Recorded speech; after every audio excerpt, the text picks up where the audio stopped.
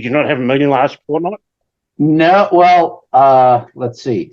Last weekend was we had our meeting in person. Right. Good morning. Good afternoon, Brian. You've never looked better. That's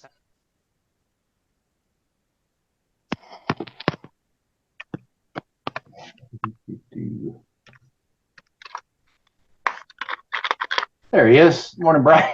Yeah, well, good evening, good morning, afternoon even. Yes, afternoon. Yes, morning to me, afternoon to you. And I saw your little kitty cat there. That was cute.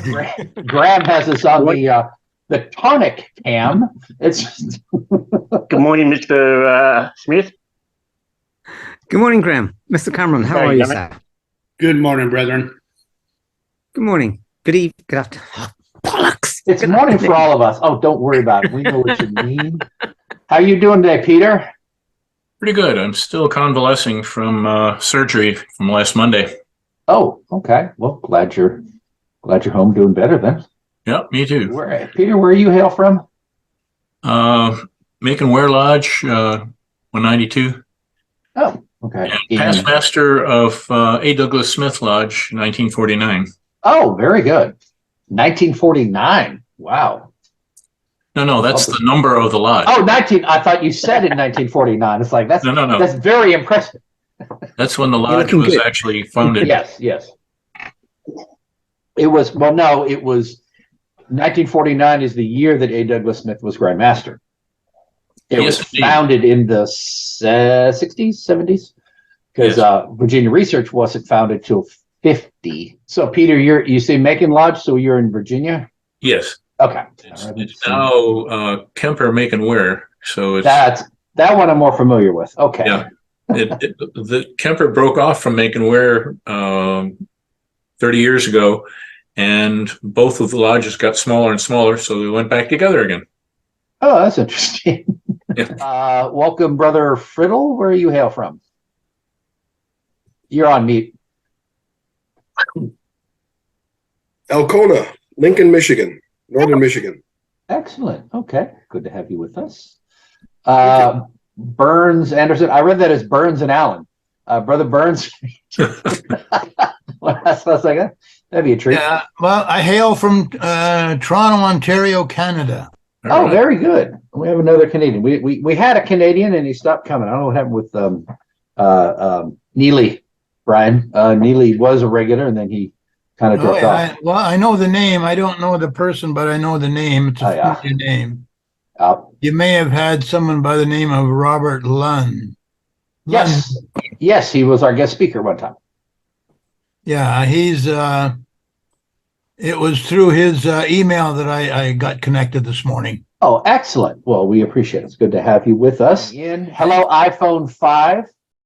So is that 5 iPhones at once? Are they all calling like they have a collective AI? Yeah, they're a musical group. They're reaching out.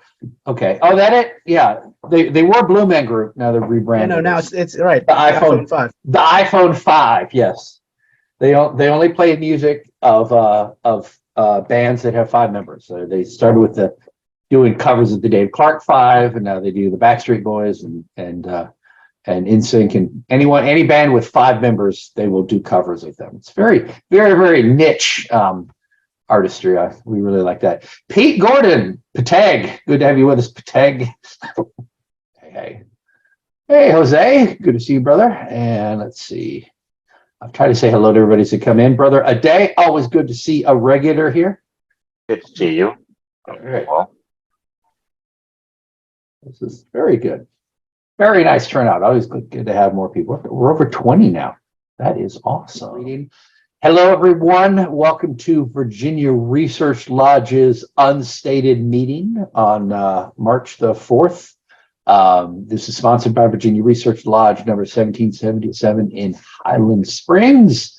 My name is Chris Douglas. I am the senior warden and the webmaster and all things related to the intertubes. I'm going to post in the chat. We have the chat windows changed. Okay, Zoom has upgraded the software. I'm not used to the new look here.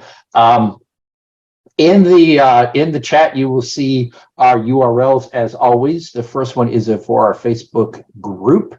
If you're not already a member, please join us. We have the research papers. We have links to the YouTube videos from these Zoom meetings. We have announcements of these events and also our research papers. Next is our website, researchlodge.org. Please check that out. We have all of our research papers on there. And then next it's a different link now for our unstateds. I changed it up, but instead I used to give the link directly to the YouTube channel. This is directly to the unstated playlist. So you can watch directly all 52 videos we have up there, the last 3 years of Zooms. And from there, of course, you get to the main YouTube page and look at some other stuff. And then my email, if you're not on Facebook and you want to sign up for the research papers, please email me. But if you're on Facebook, I'd rather use Facebook Messenger. That's easier for me to manage things. Last Saturday, we met in person in Richmond, Highland Springs, and we had a good turnout for our speaker there. He spoke about esotericism being a double-edged sword, being good and bad for Masonry, and that was quite interesting. I received a call last night from the Grand Master, Most Worshipful Don Straley. First time a Grand Master's called me personally, so that was a little. It was I don't know. It was interesting and a little concerning. But he wanted me to make it clear that Virginia does not have the Chamber of Reflection. It is not a part of our ritual, and he wanted to caution me that I don't want to give anyone an impression that it's something that we do here in Virginia. And I explained to him as nicely as I could that what we do here, although Virginia Research Lodge hosts these meetings, we can see we currently have me, we have Pete, and we have John London. I don't see our worshipful master here. Oh, Michael Joyner's joined us. Great. That's 4. We have 4 people here who are members of the Research Lodge. Okay. We have probably, I guess, about 10 of you maybe are in Virginia, if that. So we're not, although we're the host and we're happy to be the host, this is not about what's going on in Virginia per se. It's what's going on in Masonry and what has gone on in Masonry. And so if another jurisdiction has a Chamber of Reflection, and we can talk about what it is and how they use it, how effective it is, but it's not in any way any kind of endorsement of how we would do things in Virginia. So as I try to explain to him, it's more from a informational standpoint. We're not trying to change anything dramatically. We're just simply talking about the topic. But that's the first time anyone showed concern about a topic we're covering. So it was interesting. So I want to be fair and do what I was asked, and I've gave the disclaimer. So this is not necessarily how things go in Virginia because we're not allowed to have it, although the commander in Virginia does have it. And I did mention to him, this is probably the 3rd or 4th meeting where we talk about the Chamber of Reflection, but it's the first one focused specifically on the Chamber of Reflection. But clearly it got his attention. And if the Grand Officers are noticing our little chat, that's only a good thing. So it was very interesting. So I've done my official part. So we're not. Morning, Michael. How are you? I'm good. Did I unmute? Yes. Yeah, we can hear you. So Okay. Anyway, I don't. Since we spent half an hour last time talking, I don't want to go too long in this opening part and go to our speaker. So I'm going to go ahead and present our speaker, and we'll have Q&A afterwards. But Brother Shifrin will give his own introduction and tell us what he wants, what lodge he's from, as much or as little of his bio as he prefers. So I'm going to go ahead and turn it over to him. Chris, thank you very much. Hi, my name is Austin Shifrin. I have been a Blue Lodge member here in Pennsylvania, more specifically in the area of Pittsburgh, since 2006. Presently, I'm a past master in Tyrian Lodge number 644. I'm also a member of Lodge Ad Lucem number 812, which is one of those traditional observance lodges that you may have heard about, following some of the recommendations and guidelines of the Masonic Restoration Foundation. I'm a member, I won't go on ad nauseum, I'm a member of a variety of the appendant bodies, including but not limited to Chapter and Council, Shrine, Scottish Rite, tall cedars, operatives.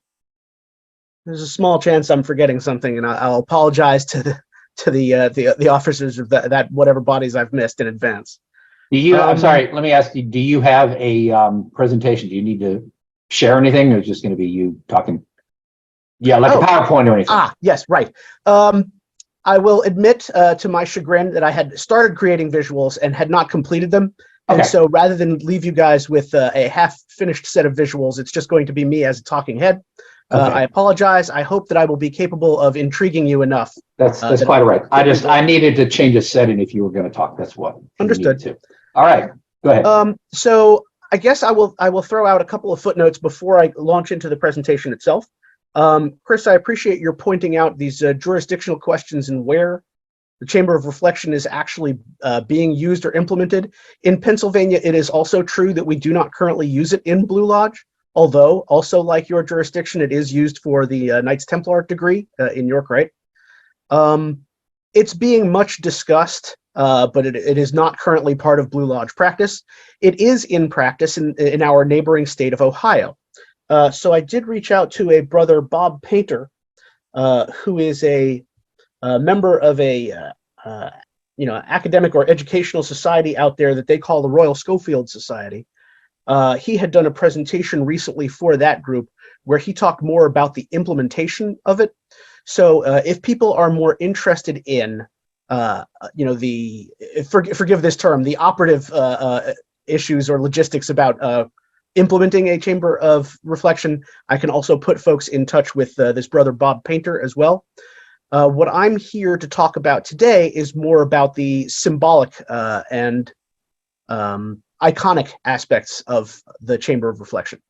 I will also toss out the caveat that the core of this presentation, if you will, comes from an article I had previously published in our magazine of the Scottish Rite Valley of Pittsburgh. It has seen some enhancements since then, which I actually explain in the introduction. So having said all of that, my dad is attempting to log into the presentation and may need some assistance. So I'll be sidelined for 30 seconds here. That's quite all right. That's right. You mentioned you wanted him to come. He's not a Mason, but we do want to. Yeah, right. We do want to try to take care of Dad. Yep. And I will say I did have a fella contact me. I'm not sure that he made it. While you're working on that, I'll vamp here. Justin Times expressed an interest in coming in, but I don't think I see him in here. But this is worth pointing out to everybody that we are not restricting this Zoom meeting to Masons, because I certainly can't check dues cards or validate jurisdictional recognition. So basically, we offer it to anyone, but it is a Masonic talk. So if you're not a Mason, it may not be much use to you, or you may have too many questions. But I certainly want to encourage potential candidates to attend EA's fellowcrafts of the like. So that fella didn't come in, but I just want to make that clear. If you want to invite someone who's not a Mason, they're more than welcome to join us. So whenever you're ready, Austin, just all right. My apologies. I did want to see whether I could spot what my dad was talking about, but I can't. He says that he emailed me and I cannot find it. Okay. So in the interest of not holding anybody else up,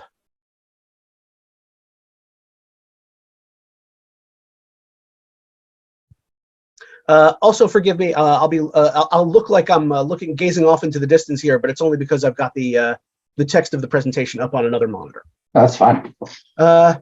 In the year 2019, I experienced the loss of several loved ones, hitting closer and closer to home. It began with a dear Blue Lodge brother and the father of my first line signer, Jay Cohen, who passed away on February 3rd of 2019. Then, my aunt, Francine Shifrin, passed away May 6th of 2019. My stepfather, Marvin Sweet, passed away September 1st, 2019. And my grandmother, Gladys Novick, passed on October 13th of 2019. So all of this was top of mind in July of 2020, along with the terrible impact of the COVID-19 pandemic, which had subjected us to illness and death unlike we had seen for a century, when I submitted the article which is at the heart of this presentation. On October 27th of 2021, I lost my mother, Miriam Sweet, and on August 7th, 2022, I lost my stepmother, Ellen Shifrin. In addition, the pandemic continues around the world today, and so mortality is still never far from the forefront of my mind, as a result of which I thought of additional material that I believe augments what I had already composed. When I think of my own mortality, my thoughts often wander to the chamber of reflection. The chamber of reflection is a small room containing symbols of mortality, which was once used as a part of Masonic initiation. The candidate was to spend some time there, contemplating these symbols prior to undergoing the ceremony. For, as the author Johann Christian Gadecki said, it is only in solitude that we can deeply reflect upon our present or future undertakings, and blackness, darkness, or solitariness is ever a symbol of death. A man who has undertaken a thing after mature reflection seldom turns back. Among the several symbols employed in this room, a human skull is commonly found. Some implications are blatantly obvious, given that this is intended to be an experience of contemplating one's own mortality. I'd like to bring up, however, a personal opinion that there's a right and a wrong way to deploy and appreciate this symbol. It rubs me the wrong way that some Freemasons appear to relish displaying the symbol of the skull because it lends the fraternity an air of danger and menace. More colloquially, badassery. I will not expound on its use in the Knight Templar apron here because of a lack of first-hand knowledge and a wish to comply with the appropriate secrecy. But to see Masons integrate the skull and crossbones with the square and compass, or in other arrangements, with seeming disregard for appropriateness or context disappoints me. It strikes me as having more in common with the use of the skull and crossbones, or skeletons in rock and roll imagery. Are we trying to frighten the curious public with mysterious unspoken dangers involved in our initiation? Is it supposed to be part of the dynamic of the teacher of ancient wisdom, who takes steps to frighten off seekers as a test of their commitment? It seems important to me that we should remember to metaphorically keep the symbol of the skull pointed at ourselves, in the same way that some brothers take a stance that the correct way to wear one's ring is with the square and compass turned inward, to remind ourselves to behave as Masons, rather than showing off to the public. So the skull should be, in my opinion, confined to reminding us of our mortality, rather than projecting some menacing implication to others. The skull also features in a lecture by Brother Manly P. Hall, 33rd degree, on the subject, the spinal column and the Kundalini. Manly P. Hall, for any who are not familiar, was a prominent author and lecturer on esoteric subjects. He first published in 1922, and is well known in our circles for publishing The Lost Keys of Freemasonry in 1923, and The Secret Teachings of All Ages in 1928, even though he was initiated into Freemasonry in 1954. Kundalini is a Sanskrit word that means circular or coiled, and as a variant of yoga, it refers to a practice whereby a type of energy or force dormant at the base of the spine may be stimulated to ascend to different chakras, or focal points along the spine, which map to human bodily systems. His interest in this area was very likely influenced by his mother Louise, a chiropractor and a member of the Rosicrucian Fellowship. In his lecture, Manly P. Hall states that in this mysterious way, this spinal column was a kind of magic wand, a rod, a staff by which the body was required or naturally inclined to lean. It was also by that means of which man's upright posture was assured.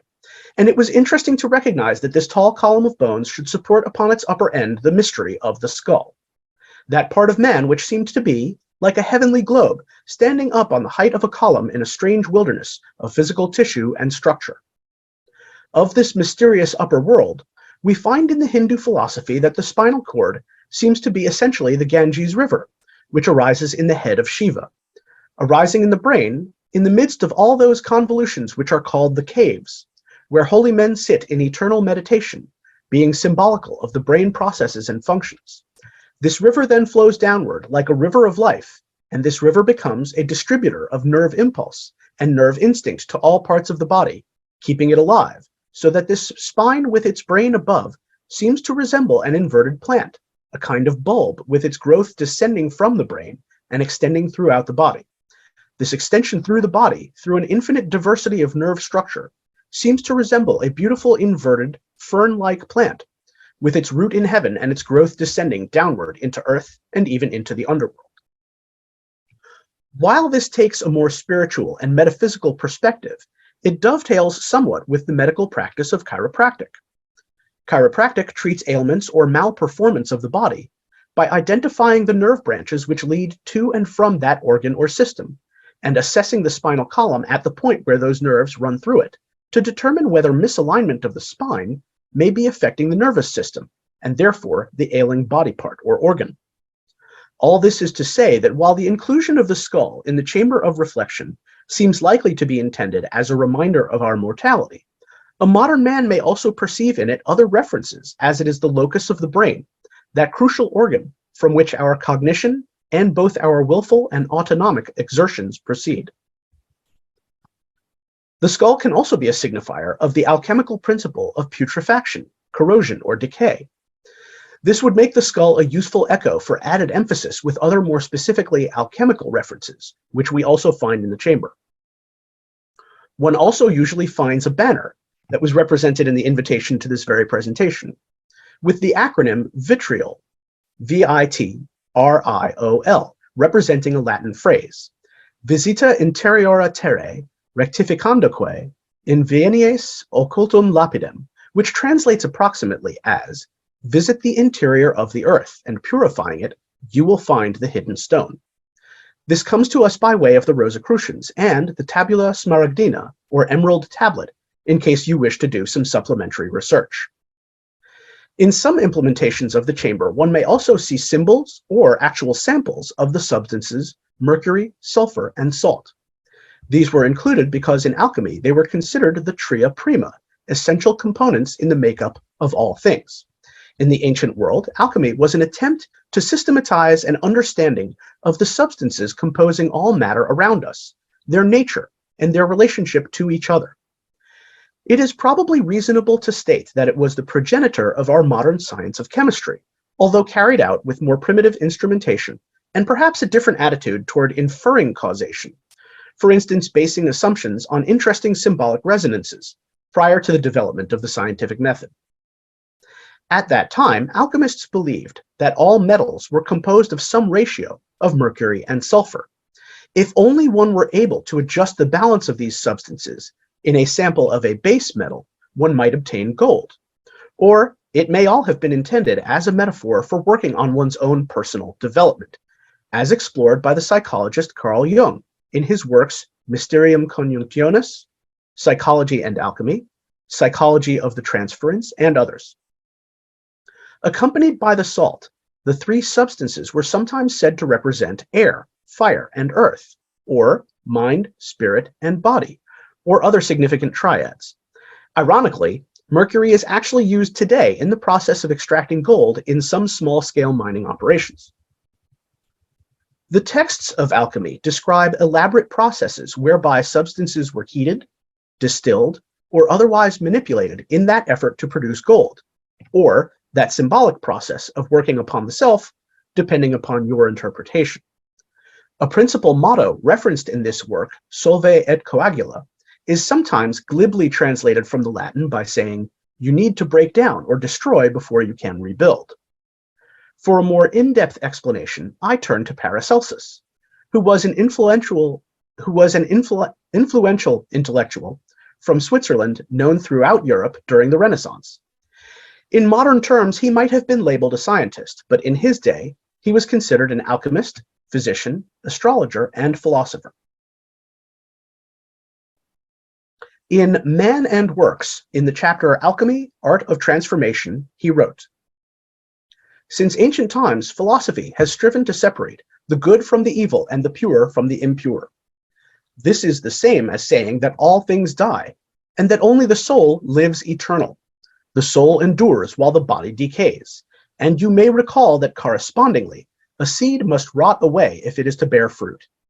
But what does it mean to rot? It means only this, that the body decays while its essence, the good, the soul, subsists. This should be known about decaying, and once we have understood this, we possess the pearl which contains all the virtues. Decay is the beginning of all birth. It transforms shape and essence, the forces and virtues of nature.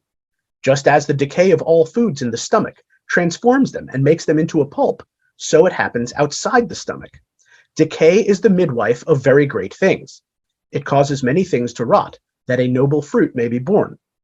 For it is the reversal, the death and destruction of the original essence of all natural things. It brings about the birth and rebirth of forms 1,000 times improved. And this is the highest mysterium of God, the deepest mystery and miracle that he has revealed to mortal man. Among the other ancient and esoteric symbolism which we might associate with the contemplation of death is the tarot card of the same name. Whether you consider the use of tarot cards to be a mere carnival trick, a useful contemplative exercise, or an important piece of spiritual work, there is no question its symbolism has long had a hold on the popular imagination. The death card takes various forms as rendered by different artists. The Tarot of Marseille, which dates back to the 15th century and was quite influential on all Italian and French decks that followed, features a skeletal reaper in a field with a scythe. The Rider-Waite deck, created in 1909 by artist Pamela Coleman Smith under the direction of brother Arthur Edward Waite, which is quite popular today, depicts death as a skeleton in black armor astride a white steed, facing down 3 figures who appear to be pleading with him. If the meager instruction booklet that is supplied with the Rider-Waite deck is to be believed, the appearance of the death card in a reading is quite straightforward and means exactly what it says. But as you might have imagined, there are other more subtle treatments available in scholarly output on the subject. Pappus, in his foundational text, The Tarot of the Bohemians, opened his segment on the death card by saying, "The ideas expressed by this arcanum are those of destruction preceding or following regeneration." And he goes on to say that the card signifies God the transformer, the universal transforming principle, destructive and creative. In Israel Regardie's The Golden Dawn, arguably one of the essential texts of all Western esotericism, he has this to say on the subject of the death card. The sign of transmutation and disintegration, the skeleton which alone survives the destructive power of time, may be regarded as the foundation on which the structure is built, the type which persists through the permutations of time and space, adaptable to the requirements of evolution and yet radically unchanged, the transmuting power of nature working from below upwards. This appears to support a similar perspective to that of alchemy, that although we may balk at death as it means the destruction of what we know, it is a necessary preparatory step for the arrival of something new. Echoing the symbolism of this tarot card, a scythe is sometimes included among the symbolic props in the chamber. The scythe is a farming implement which consists of a long curved blade fastened perpendicular to the end of a long wooden handle, which could itself be straight or have a gentle S-curve in it, and is used to cut down crops such as grasses or grains. The notion of the life of man being like that of grass is expressed in Psalms chapter 103, verses 15 and 16. As for man, his days are as grass, as a flower of the field, so he flourisheth. For the wind passeth over it, and it is gone, and the place thereof shall know it no more. And the notion of destruction being akin to a harvest appears in Revelations chapter 14, verses 14 through 16. And I looked, and behold, a white cloud, and upon the cloud one sat like unto the Son of Man, having on his head a golden crown, and in his hand a sharp sickle. And another angel came out of the temple, crying with a loud voice to him that sat on the cloud, Thrust in thy sickle and reap, for the time is come for thee to reap, for the harvest of the earth is ripe. And he that sat on the cloud thrust in his sickle on the earth, and the earth was reaped. I feel that one challenge of the scythe for modern audiences is much like that of many other biblical metaphors. Being rooted in agrarian activities and those of animal husbandry, they can be rather unfamiliar, diminishing the resonance. If we use the metaphor, the Lord is my shepherd, very few of us have any experience with the labor of being a shepherd.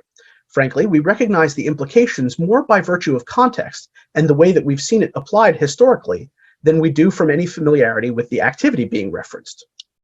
Similarly, I think that a modern man might look upon a scythe in the chamber of reflection and immediately recognize a reference to the Grim Reaper, but possibly overlooks some subtler nuances inherent in the metaphor of death as harvest. First, that the harvest is not an aggressive or punitive activity. This representation of death doesn't arrive with a weapon, he arrives with an implement, which is part of the process of gathering that which is valuable, even precious. And second, that the harvest is an activity which takes place at a foreordained time, because the season has arrived, and the old crops must give way so that new ones may appear in the proper cycle, as we mentioned in our tarot and alchemical considerations. Reflecting on mortality can serve beneficial purposes. One school of thought which promotes this perspective is Stoicism, founded in the early 3rd century BC by Zeno of Citium in Athens. The Stoics believed that the measure of a person's goodness, the condition of their soul, was concerned with wisdom and self-control, using reason to understand the natural order of the world around them.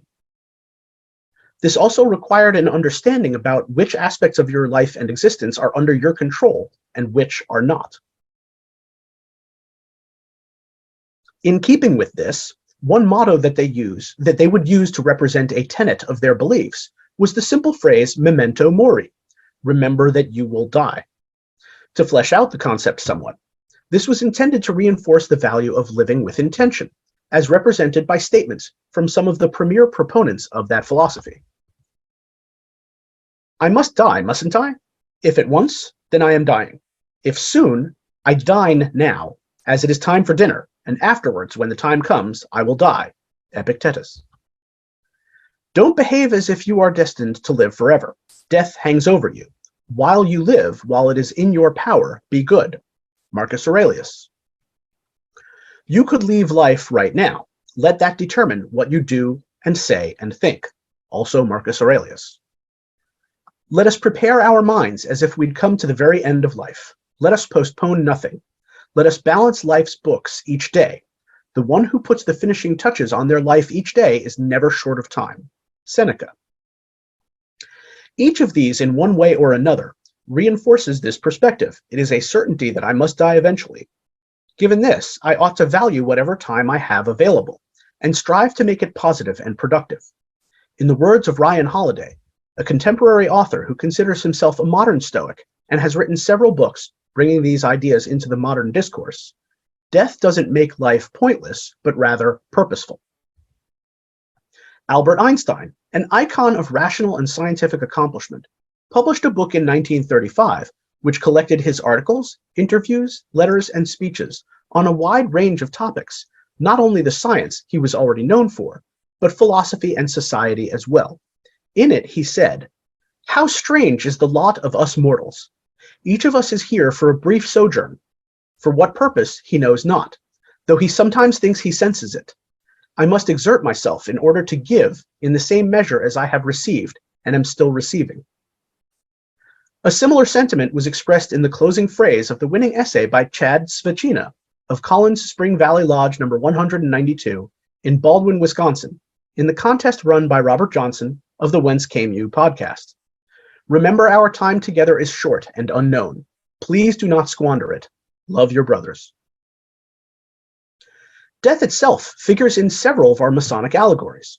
Of course, I will avoid putting into print or speaking anything which I ought not to.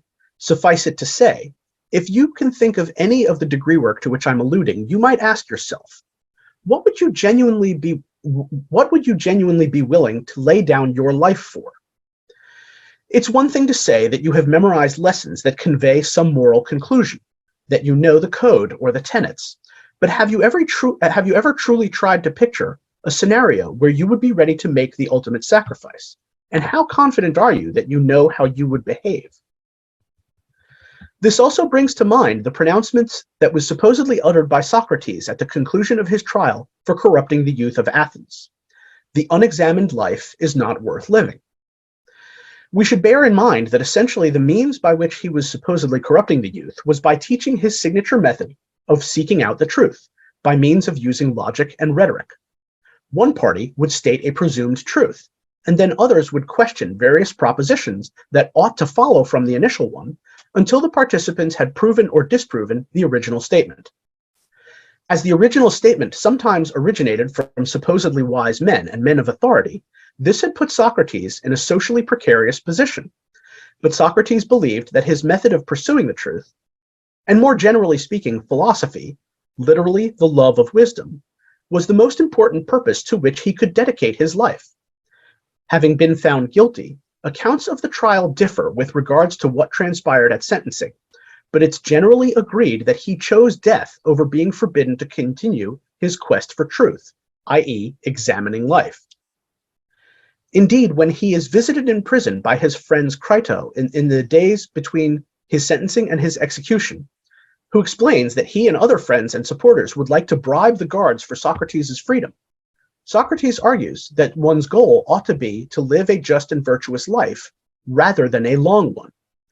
In spite of the challenges of verifying the accuracy of this record of events, it would appear to be a testament to one man holding fast to his values and priorities. Death comes up in a slogan or credo which appears in both the York Rite and the Scottish Rite. Virtus junxit, mors non separabit. What virtue has joined, let death not put asunder. This can be applied in a few somewhat different contexts, but is generally taken to represent our wish that what the force of good has united through the actions of Freemasonry should outlast death. Is this naive optimism? I think we will acknowledge that death separates us from our friends and loved ones, apart from the extent to which we may feel comfort from speaking with them, even beyond those events. But I also think it is reasonable to say that from one perspective, that which Masonry sets in motion truly does outlast death, summarized aptly by the quote from sometimes lauded and sometimes reviled Masonic author Albert Pike, who said, "What we do for ourselves dies with us. What we do for others and the world remains and is immortal." Freemasonry attempts to teach us, among several tenets, to extend charity, not just of material means, but charity of spirit, toward our brother, and gradually to extend that charity to all humankind. If we can live up to this, then surely its impact, the echoes, domino effect, or what have you, will indeed outlast our own lifetime. Of course, there is, without question, a risk that our contemplation of mortality, instead of leading us down a path of reasoning that inspires us to take what time we have and make the most of it, could take a dark and morbid turn. If we are convinced that the fleeting and unpredictable nature of human life makes our labors futile, it's hard to maintain hope in the face of that conclusion. This sentiment is captured nicely by an Old English word, Dustschavung, which we find in the collected poems the Blickling Homilies, dating back to the 10th century, meaning reflection upon former civilizations or peoples, or the knowledge that all things will become dust. An example we may be more familiar with comes from the poem Ozymandias by Percy Bysshe Shelley. I met a traveler from an ancient land who said 2 vast and trunkless legs of stone stand in the desert, near them on the sand, half sunk a shattered visage lies, whose frown, and wrinkled lip, and sneer of cold command, tell that its sculptor well those passions read, which yet survive stamped on these lifeless things, the hand that mocked them, and the heart that fed. And on the pedestal these words appear, My name is Ozymandias, King of Kings. Look on my works, ye mighty, and despair. Nothing beside remains. Round the decay of that colossal wreck, boundless and bare, the lone and level sands stretch far away. Reference to this piece has practically become shorthand in our culture for the hubris of believing that one's accomplishments will last forever and broadcast one's greatness to future generations. But indeed, how can we not harbor such aspirations? Surely even good, decent folks entertain some small hope that they won't disappear into obscurity when they pass on. Perhaps there is a clue in the aforementioned quote from Pike. Perhaps our motivation, our intention, differentiates between whether this hope stands a chance or is in vain. Since we tend to rely on our operative builders metaphor, consider the architects and builders of cathedrals, who were typically unlikely to see the finished product of what they had begun or were contributing to in their own lifetime. Both Cologne Cathedral in Germany and St. Vitus's Cathedral in Prague took about 600 years to complete, potentially 20 or more generations at the time. A concurring sentiment is captured in another quote. Nelson Henderson, a pioneer who settled in Ontario, Canada, said to his grandson Wesley on his graduation day, "The true meaning of life, Wesley, is to plant trees under whose shade you do not expect to sit." The speaker's great-great-grandson went on to clarify in an interview with the blogger Guy Horst in 2019 that the quote was probably paraphrasing the Indian poet Rabindranath Tagore, who died in 1941, who once said, "The one who plants trees knowing that he will never sit in their shade has at least started to understand the meaning of life." This is the challenge that we face. We have entered the chamber and been confronted with our own mortality. And it is possible that, as with initiation, some great transformation awaits us when we emerge. It is possible that our next step takes us to the threshold of a new way of living, but our wait here in the chamber of reflection has grown to feel like an interminable purgatory, with no way of knowing how long we have left to go. Thankfully, one flaw in this analogy is that we are not in the chamber alone. Even as we try to maintain some safe social distance, at least we know that we are all undergoing this trial together. If we bear this in mind, that even in these strange and isolating times we are truly not alone, then hopefully we can support each other even through this test, sharing our hopes and fears around what has already passed and what lies ahead, until we emerge from interiora terrae into the light of a new day. Thank you, gentlemen. Thank you, Brother Austin. Any questions or comments for our speaker? That either means that I fleshed the concepts out in their totality and no questions remain, or I have lulled everyone into a peaceful sleep. Yes, either way of some benefit. No, I think it's because we're all muted right now. So, no, I thoroughly enjoyed it. I look forward to going through it again because there was just so much wonderful information there, and I look forward to sharing that with people. Yeah. It was a lot. I mean, I admit it was a lot to take in, so I was following it. But yeah, it was sort of like, oh wow, and then you're on to the next topic. And it is different than the reflection that they have in Commandery. Right. So my familiarity with implementing the chamber itself is a little bit limited in that we don't currently have it as a practice in Blue Lodge in Pennsylvania either. But I will say that I benefited quite a bit by reaching out to this brother Bob Painter. It was something of a coincidence, but it so happened that he was making a presentation to this academic society that they've created in Ohio about how they implemented the Chamber of Reflection in his Blue Lodge in the state of Ohio where it is permitted. And he also laid out some specifics. You know, they identified a room in the building that could be used, what they did with the room, how they decorated it, the way that they changed the setup slightly for the first degree versus the third. So what I can do, if you wish, after our presentation today is done, is share the information that I got from Brother Bob Painter, either with interested individuals from the audience, or I could pass it to Brother Chris and he could share it out to folks. You're welcome to just post it in the Facebook group. I think that's the easiest way to get it out to people. Ah, okay. What I'm going to do is just you don't have to go through me. You just put it out there when you have it together. Right. There's no sense in me making more work for you. Exactly. See, but what I will do is I'm gonna take a brief respite to reach out to Brother Bob and confirm I've got his permission to disseminate it that way. Mm-hmm. I don't foresee him having a problem with it. I think if we add an explicit caveat that this is what's acceptable in the state of Ohio, and confirm with your own Grand Lodge before proceeding willy-nilly, I think it will probably be okay.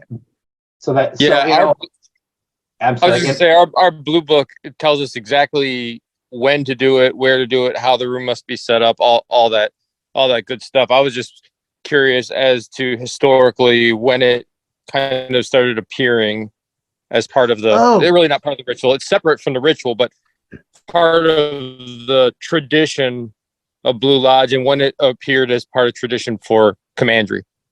Yeah, at the risk of sounding like I'm going to hand everything off to Brother Bob, he mentions a bit of historical background and context in his presentation as well. So that'll be included when you have your hands on it. I know that I leaned pretty heavily into the symbolic side of this and its associations with symbolism elsewhere, rather than necessarily being a practical nuts and bolts presentation. But I do have some of that information secondhand that I can also share with you. I do want to comment, Austin, that it's my understanding in hearing about that this is something you typically do for an entered apprentice. So his first time entering the lodge, he goes through this experience. Did you say that Ohio has different, they basically do it for each degree and it's slightly different for each degree? Even more interestingly, this particular lodge in Ohio that I'm referencing currently does it for the first and third and not the second. Interesting. Curiouser and curiouser. I think there's much more. I mean, if you look objectively at the 3 degrees, the first 2 have more in common than the first does with the last, I would think. But I mean, you gotta, if you look closely, you can probably find some connection where, you know, the Fellowcraft is more like the Master Masons in this regard and so on. But I mean, generally the EA and the Fellowcraft are very similar. And in the Master Masons is set aside, but yeah, in terms of just a personal and subjective opinion, like just exclusively my own take on it, it strikes me as potentially being most appropriate to do it before the first and only then, like only once. That's what I'm thinking. Yeah. If anything else, I could also see it being done exclusively before the third, although my intuition and preference would be that it be exclusively once before the first. Right. But if you want to ask a guy to contemplate these concepts before each stage of initiation, that might also have its merits. And I could even see the value or merit in asking him to focus on different specific aspects or nuances at each stage. Right. So this may be yet another one of those things that ends up taking on interesting branches, variations, and mutations as it gets pursued in different jurisdictions. Right. Because innovation is not entirely non-existent in Freemasonry, but quite rare. This could be the dawning of an interesting new era. Mm-hmm. Well, I will say I recently wrote a paper for the Scottish Rite on the 25th degree, which is the Knight of the Brazen Serpent, and it is the Islamic degree. It delves into Islam specifically, and it's something that it's a degree that, in my experience, there are a lot of degrees, the higher degree that between, say, the 18th and the 30th, that most Scottish Rite valleys don't. Don't bother to confer, because most Scottish Rite valleys are not in a position to confer all 29 degrees. They have the 5 obligatory ones in the southern jurisdiction, which is the 4th, 14th, 18th, and 30th and 32nd, which is to say the first one and the last one in all 4 bodies. So It's an easy way if you want to tell apart which body has which degrees, you just look at which are the obligatory ones. But what is interesting is one of many things I took out of it. I had a lot of fun writing it. I read in Bridge to Light, which is Albert Pike's interpretation of basically his commentary on all of the degrees that he rewrote. And the Albert Pike version of the degrees are what the Scottish Rite did for over 100 years. In 2004, they revamped them. So the degrees I received back in 95 are different than the ones we're conferring today. The ones that I know because I take part in them are all the ones from 2004 onward. So I don't really remember the differences, but we have brothers my age who were active in Scottish Rite all along, whereas I kind of took time away and came back. But the point is, I read A Bridge to Light and I read the current script, and most of what I wrote about came from the current script. But it all takes place currently in one tent. You enter a room and there's 5 Sufi masters sitting on pillows in this tent in the desert. The original degree, and it's talked about in Bridge to Light, there are 5 different apartments, four different apartments. And in each one, so different rooms. The candidate walks into a room alone, sits there, and in some cases is made to write something, and he sits for 5 minutes in silence, or is made to write out something, answer some questions, and then he goes to the next apartment, and then the next, and the next, and only in the fourth apartment does he actually interact with the cast. The newer version that we all know only has the fourth apartment, so it's only one. But that reminds me a lot of the Chamber of Reflection, in that you're made to sit and answer questions as a candidate, whereas most Masonic degrees are passive. You sit in a room and someone confers the degree in front of you, and you're supposed to watch. And if you're the I forget the word. If you're the guy from the cast who gets to take part in the degree, I forget what the title is, but there's one guy, the proxy for the class, proxy, gets to actually walk through the degrees and say a couple of words, I do here and there. You're exemplar. You're the exemplar, thank you. The exemplar takes part, most of the rest of the cast sits and watches of the class. So my point is, that was a time when we were much more interactive, where the candidates actually had to do something. Just for those of you who are not in Scottish Rite, a big distinction between the Scottish Rite and the craft degrees, you have an obligation and you have to memorize the catechism to go from entered apprentice to fellow craft and then to master mason. In the Scottish Rite, as in the Royal Arch, you just go and get the degrees at the time they schedule them. They're not waiting on you to do something before you move on. You can get all the degrees over the course of a weekend in the case of the Scottish Rite. Elsewhere in the world, and Brian can attest to this because I think he's a couple degrees behind me, and he may never get to the 32nd. In England and elsewhere, you stop around the 30th or the. Well, you come in on the 18th. Okay. And then the next is the 30th. And you wait a while for the 30th? Yeah. Okay. You could, depending on the size of the lodge, it's by progression. You could wait sort of 20, 25 years. Exactly. So the joke is, in America, it's like, you're a 32nd degree Scottish Rite Mason? Yes, my check cleared. So that's it. I mean, literally, you get all the degrees in one go. So, like, my point is, you don't have the candidate does not have to actively take part, other than sitting in a room and watching the degrees. And something that is what I like about the idea of the Chamber of Reflection is you're participating more in your initiation than simply it's being conferred upon you. And I like that idea about it. Thank you. And if I can just springboard off of that and just bring even more of a lightning rod of controversy to your nice little presentation series. Yes. I can always edit this out. It's okay. Yeah, this will be the super secret degree.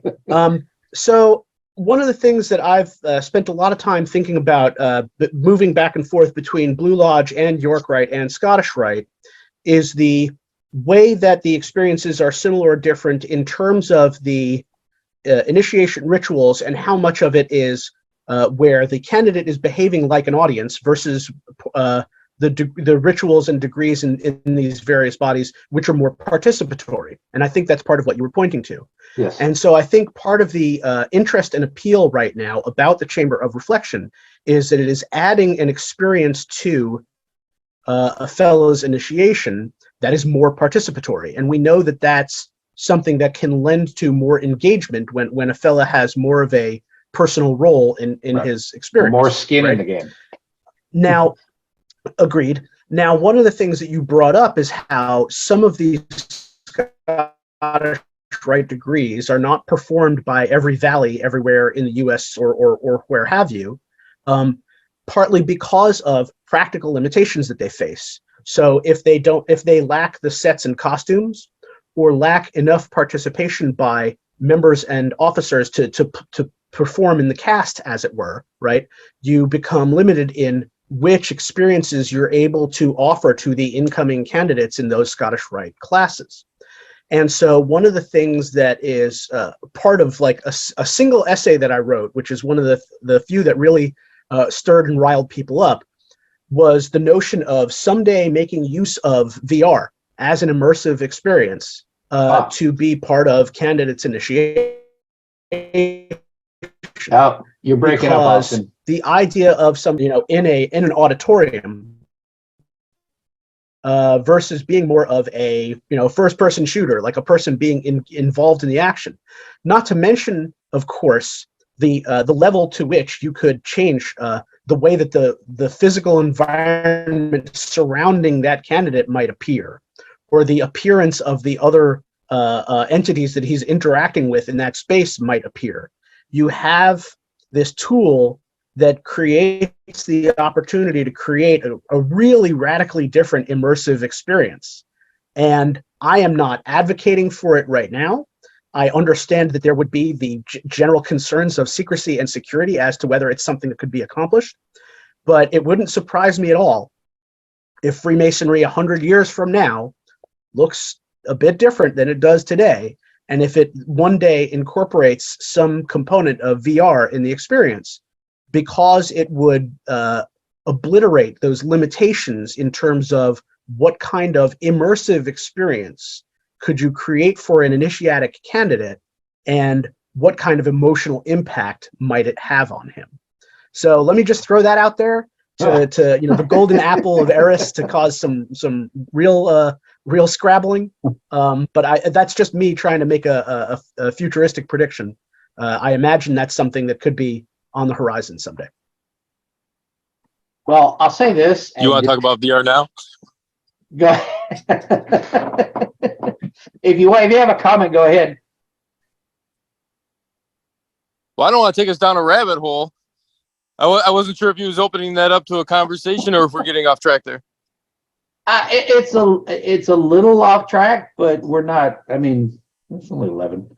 I mean, if you want to discuss it a little bit, I won't stop you. But yeah, I guess my only thoughts, and it's not specific to VR, but I think it goes just towards candidate experience and quality of ritual work in general. So I think like a VR experience could definitely bring a lot of value to the candidate. What my concern would be, what is the impact then on the expectations of preparation of the other members? So I think one problem that we see in Masonry right now is that the quality of work that we're giving candidates is not all it could be. And we're creating an environment where people their candidates are seeing us setting the expectation up front based on the quality of work that we're providing.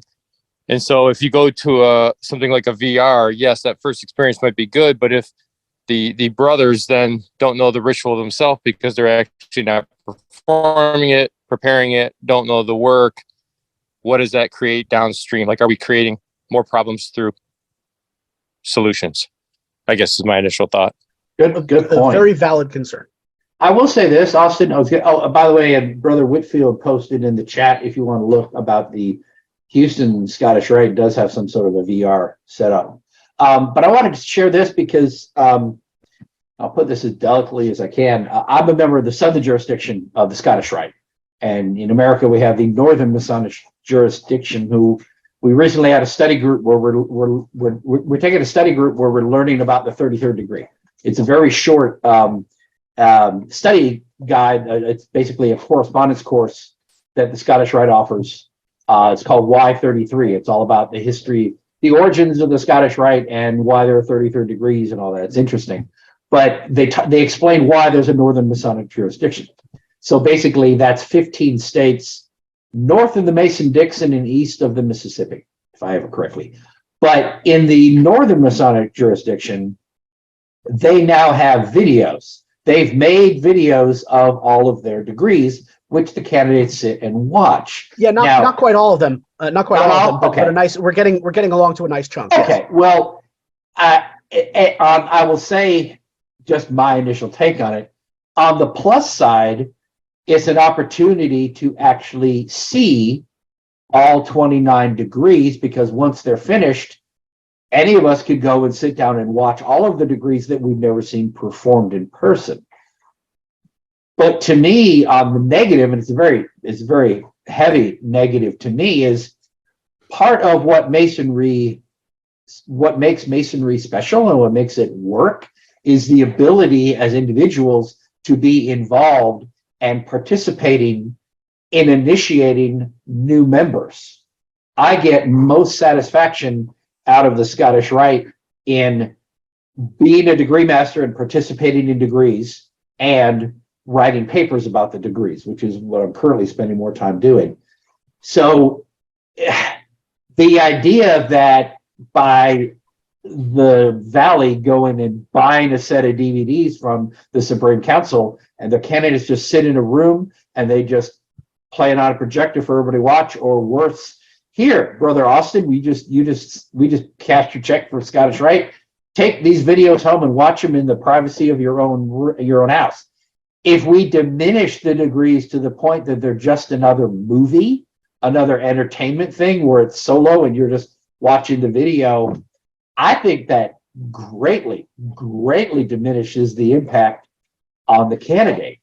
I think he loses something fundamentally. And more importantly, all of the members of the Valley who we are always trying to find, we keep saying over and over again, how do we get new members interested? How do we get new members to be involved?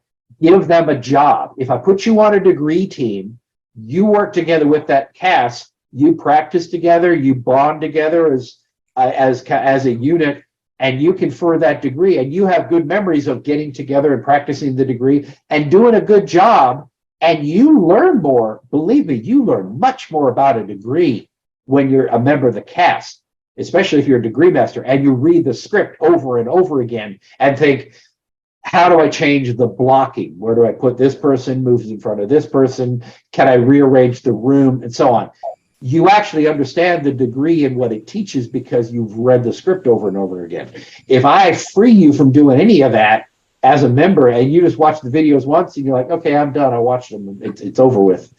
It's like government training. You sat through the counterintelligence class one more time and it don't mean anything to you. So I don't know. To me, I think that's a move in the wrong direction because it's taking it away from what Masonry is and trying to make it like the rest of the world and things. We can do visual education. You can watch a streaming video in your house and get all of your training that way. Well, that's how governments and businesses do training, but that's not how Masonry should be educated. I don't know. To me, it's a big thing. That's just me. Yeah, I can't say that I came out. I can't say that I came out chiefly to be an apologist or launch a defense of the Northern Masonic jurisdiction. But I think in the context of what you were saying earlier about how you can see where the delivery of degrees changes under some circumstances over time, based on what's practically possible and can be achieved by different specific bodies of men and what they've got, the resources they've got available to them. I think that there are reasons it should be avoided, and then there are also reasons that it sometimes becomes necessary. I don't know whether we are going to lose anybody logging off, just given the time frame that we're in right now. So I just, at the risk of sounding like I'm shamelessly plugging myself, I wanted to point out two things that I have shared in the chat. If you enjoyed and were interested in today's presentation, I have a book that I published about a year ago or so that contains two pieces of basic source material. It's a collection of 15 articles that I published for our Scottish Rite magazine, as well as the text of a presentation that I gave to the Squirrel Hill Historical Society. If you want to stay in touch with me in terms of what other speaking engagements I've got maybe another 6 lined up over the course of this year, and I just booked my first speaking engagement for 2024. I'm very excited. Awesome. You can follow my shenanigans and exploits on Facebook. I have a separate author page. So that's the first link that I posted in the chat here at 11:01 is to my Facebook author page. Then right below Jim Whitfield's link about the Freemasons for Dummies blog, you will also see a link that should take you to the Amazon page for my book, if anybody is interested in that. So at the risk of taking the topic in a completely separate direction, I did want to share that info with people in case they were interested before anybody needs to run off. You're welcome to plug your book. Well, I often joke that Brian is my Ed McMahon, a lovely co-host here. And so if I'm Johnny Carson, then I expect my guests to plug their book. So it's quite all right. Thank you kindly. And the fact that we are at a point where some people in this chat don't even know who Johnny Carson or Ed McMahon is just makes me weep. Michael, you had a comment? Yeah, it's just two things. I agree with you from being in the Scottish Rite and also being a degree master here for Richmond, but that I've really missed doing the live degrees because first it was COVID, and now we've sold our temple here in Richmond. So we're meeting in the Shrine Temple. I truly miss being, part of being master of the one degree, and then also that I participated in the 30th degree, which has a lot to do with what we're talking about today. It has its own sort of like similar to Chamber of Reflection section, the 30th, if you think about it, the spirit and etc. But the second thing I wanted to point out about that is that I'm seeing more and more monitors, widescreen monitors going up in lodge. On that level, I think it's actually enhanced some of the lodges that I've been to that have had that, for one thing during the lectures, that it's an improvement on the classic A, I'm going to pass around some pictures, or B, I'm going to do the doing the computer PowerPoint stuff. And just to be clear, I'm all now. I offered to Brother Austin, if he had a presentation, we can show it here. It's much easier to do here because we're all looking at the screen anyway. I am all in favor of the lodge having a monitor and doing a PowerPoint presentation, pictures, what have you. That enhances it, but that's for enhancing a given presentation. And if some lodges have moved to, instead of doing the old magic lantern bit of, the old slide projectors for during the degrees, if they put it up on a screen, that's a totally different thing. Using technology to enhance what we're doing, I'm all in favor of. But this would be like, I'm opposed to the idea of replacing degrees altogether with a video that you can buy of. I think we're going to show some of the videos here at our next reunion. So I'm going to sit in on that, aside from the fact that I'm hoping to bring a couple of candidates in just to see how that works, because it'll be the first time I've seen it. And thirdly, I guess everybody always hears the story, and I'm not sure if there's southern or northern jurisdiction, but Guthrie, Oklahoma, supposedly is one of the few places in the country that takes 3 days and actually performs every one of the degrees. Yes. And one day I want to go see that. Yeah. I do, before we lose, we had a high watermark of 30 people here in attendance, which is pretty good. I'll know later on if that was, I get the stats when I bother to go in and pull them down from Zoom and I save the metrics so I know how many people we have, but it tells me how many unique sign-ins we have. So we may have had as many as 35 unique sign-ins because I think people came and went. But since we still have 21 people here, I'm going to go ahead and do the promo for the next time. Thank you, everyone, for attending. Thank you, Brother Austin. We really enjoyed that presentation and the discussion. If you're watching us on YouTube, sometime I'm a time traveler. If you're watching me in the future on YouTube, please like and subscribe. That helps us out. Our next event is going to be on Saturday, March 18th. And Right Worshipful John Meek, who lives in Bulgaria, is going to be our guest speaker. He'll be speaking of interjurisdictional masonry, which has to do with visitation between different jurisdictions, between different Grand Lodges. The next one after that will be Brother Vincent Carden on April 1st. He will be speaking on Masonic Brotherhood in the Face of War. He'll be speaking about Brother Masons during the American Civil War and acts of brotherhood. So 2 more interesting talks coming up. I think that's about all I have with us. We just had our last stated.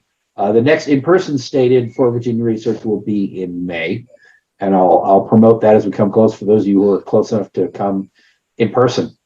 Any brother have any other comments before we break?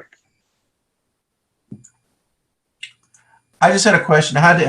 Since I was unable to attend last week because of a funeral that I went to, yes. How was attendance, and how did it go up a little bit? Or I think we had 16 in attendance, and there were at least 3 brothers who were from Richmond lodges who hadn't been there before, I think.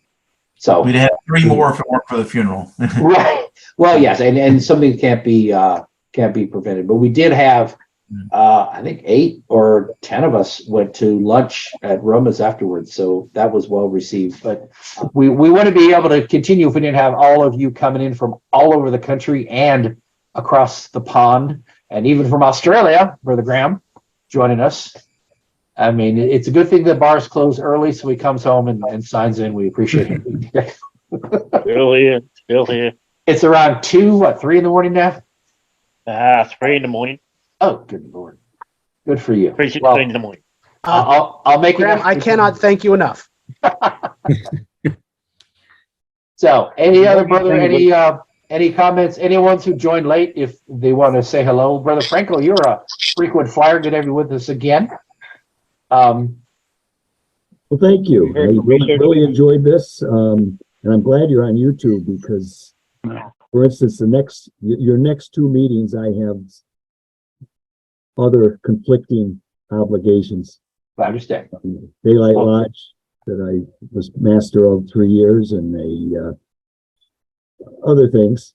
But just a comment on, of course, first the Chamber of Reflection in Massachusetts. Of course, it's only used in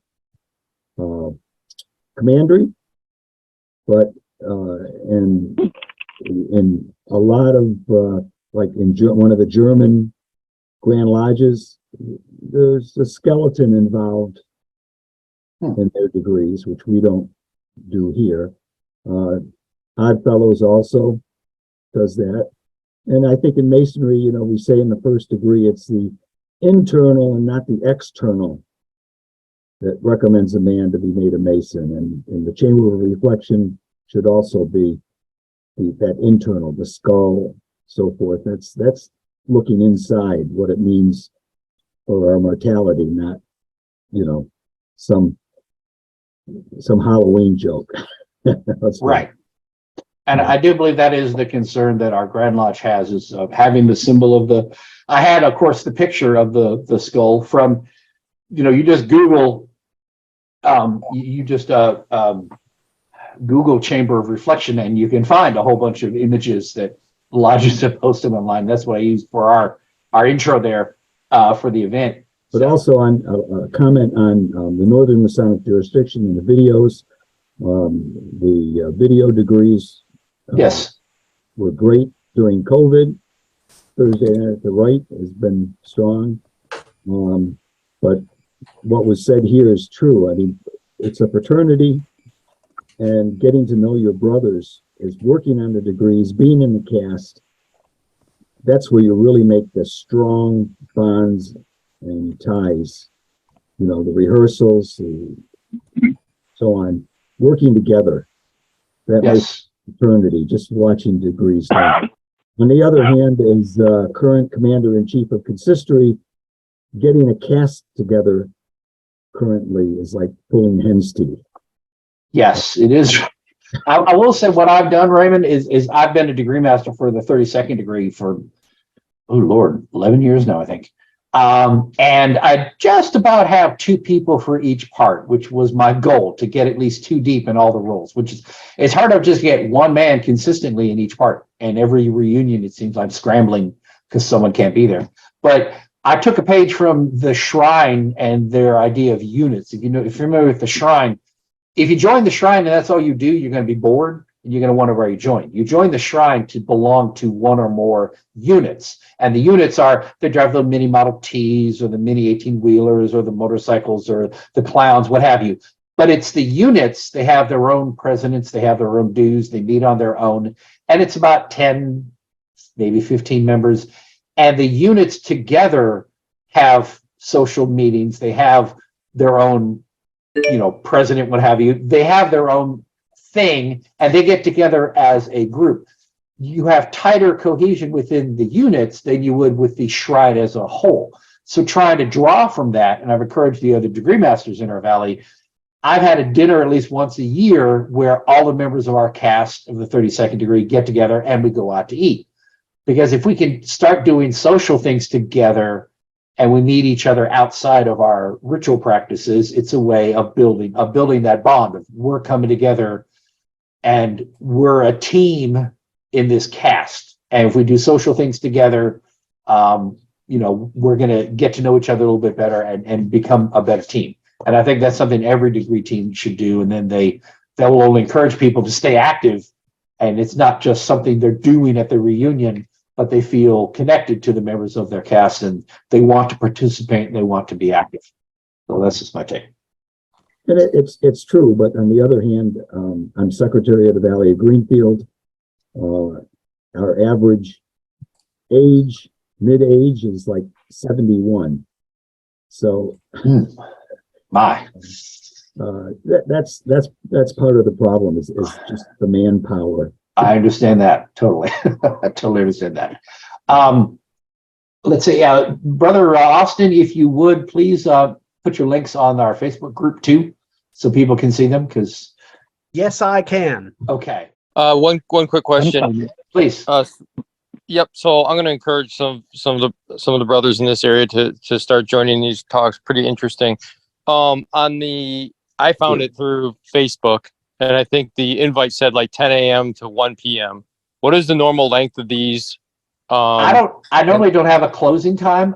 Generally, they last an hour, and I would say an hour and a half is pretty typical.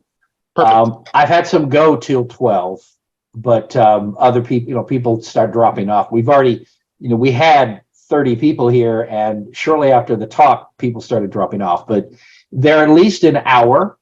And again, this is something, Andy, where I haven't. I've talked about this a few times in the chat here and with other people. I haven't gone back and done the research and looked at the metrics, looked at all of our previous ones and counted how long the actual talk is and then how long the actual video is. I do need to do that and get a feel for, like Austin asked me, should it be 20 minutes or 30 minutes? I don't have a good answer yet because I'm still figuring this out after 3 years of doing this part-time. So I need to get a handle on it. Ideally, we should probably get it down to around an hour. And then what goes on YouTube is around an hour video. But we're kind of relaxed. I'm not really strict on people commenting. And I don't have a lot of time to edit it.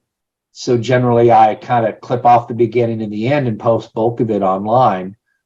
But I owe it to everybody to go in and take out just the talk and some of the questions and make a shorter, leaner video on YouTube. So we're not really strict on how long people can talk. I've had some talks go for almost an hour with just the speaker. Okay. You know what I mean? So it's still kind of, I don't have a firm answer of how long. I will tell you from experience, 11:30 to 12, somewhere in there generally. That sounds good. Thank you. Appreciate that. And please promote us as much as you can. For sure. I've been on a few of these now, and they're generally around about an hour and a half. That's my experience. Yep. So what I usually do when I do a lecture, sir, is I usually try to keep it to about 20 to 30 minutes.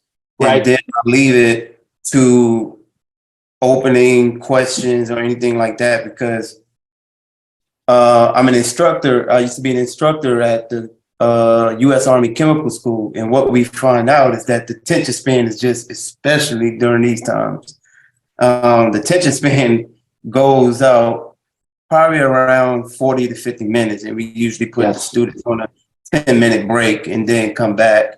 So what I usually do is when I'm doing a Masonic lecture, I will usually hold it to, I usually do about 20 to 30 minutes. And then I leave it because I hit that, like those key points, and I go in, and then I think it leaves the audience a little bit more apt to wanting to have a more discussion because it's still kind of fresh in their minds. What if it's more of an extension? It probably I think you might begin to lose some. Agreed. Plus, as a little bit older, I can't speak for everybody in the room because we got some very young guys in here. Talk about you and me, my Chris, Michael said there he does Masonic lectures. Perhaps you two should be together. Yes. We've talked. Okay. Yes, I'm working on about 3 right now. When you're ready. Please. Okay, sir. No problem. But that's what I usually do, sir. I just want to throw it. I will say this, and I think you're on point. We talked about TED Talks in the last one. Brother Doherty talked about that. And they found in the TED Talks that you're supposed to talk for no more than 18 minutes, and they limit you to that. I think if I'm giving a talk in a lodge, it should be 10 to 15 minutes. I've talked for 20 minutes in a lodge before, and I can see you start to lose people. I think I have more leeway here because we're all seated, we're all drinking, most of us. We're able to relax and kind of, it's a little more relaxed atmosphere than in a lodge room. So you could probably go 30 minutes, but like I said, I need to go back and capture the metrics of not just the length of the video, but find the beginning, actually the talk itself. And I'm willing to bet if I wanted to edit them down, I could probably cut some gaps. We've had times where the speaker loses his place, where he gets the wrong, he gets out of place on the PowerPoint. And again, if I was a good editor, and I probably could be if I took the time, if I sat there with the video and edited it, I could probably tighten it up better. But I do want to start doing that and see what we come up with, and see if maybe that gets more of a response from the YouTube viewers. Anyway, if you're watching us on YouTube, please like and subscribe. I want to say that again. I need to go and wrap this up, brother. It's 11:30. Thank you all for participating. Hope to see you in a couple weeks. And please tell your friends to join us at our next YouTube meeting. Thank you very much. See you next time.